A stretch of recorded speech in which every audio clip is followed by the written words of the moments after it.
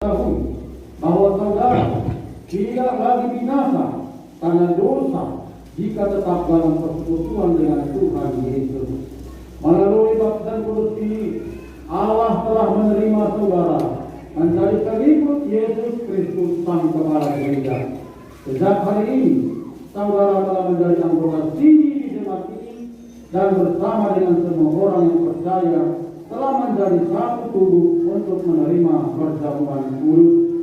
Dengan demikian, tekunlah di dalam persekutuan, kesaksian dan pelayanan di jemaat dan dunia ini.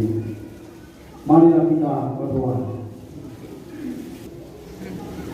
Saudara-saudara yang dikasihi dalam Yesus Kristus, sejak hari ini saudara Halimah sudah menjadi pengikut Kristus. Dia telah sama dengan kita sebagai seorang Kristiani. Ia pun sebagai Roh Kudus. Dan marilah kita bersama